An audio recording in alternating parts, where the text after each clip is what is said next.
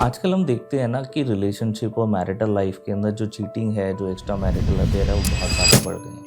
जब हम उसके रीज़न पे जाते हैं ना, तो मल्टीपल रीज़न्स उसके निकल के आते हैं। उसमें से 2-3 पॉइंट्स जो है मैं हाईलाइट करने की कोशिश करूँगा,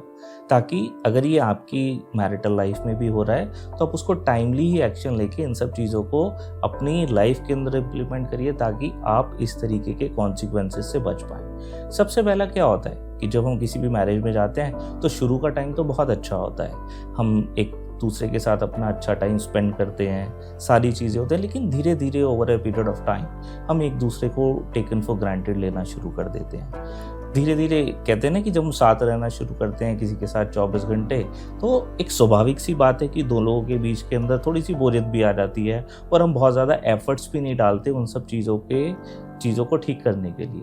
तो ऐसे में क्या होता है कि जब हम इस तरीके की सिचुएशन से गुज़रते हैं, अगर हमने उस रिश्ते को लाइटली लिया, तो ये हमारे रिलेशनशिप के अंदर एक गैप क्रिएट करने का काम करता है, जो बाद में इसके कॉम्प्लिकेशंस हमारे को देखने को मिलते हैं।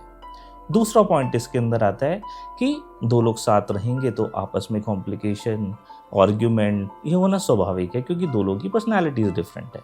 लेकिन हम उस जो पर्सनैलिटीज़ डिफरेंट होने के साथ जो आर्ग्यूमेंट है, अगर हम उसको अनएड्रेस छोड़ देते हैं, तो धीरे-धीरे कई सालों के अंदर ना बहुत सारे ऐसे इश्यूज़ बन जाते हैं कि हमारी हर कन्वर्सेशन के अंदर हम अपने पास्ट को प्रेज़ेंट के अंदर ले आते हैं और वो करंट इश्यू को भी रिज़ॉल्व नहीं कर पाते, और जो पास्ट के इश्यूज़ हैं वो भी अनएड्रेस छूट जाते हैं। उसकी वजह से क्या होता है कि हम धीरे-धीरे करके हम आर्ग्यूमेंट को जो वो कहते हैं ना, कम्युनिकेशन जो है वो आर्ग्यूमेंट में बदलती है। वो जो आर्ग्यूमेंट है कि हमें लगता है कि बहस करने से बेटर है कि चलो ड्रॉप कर दो।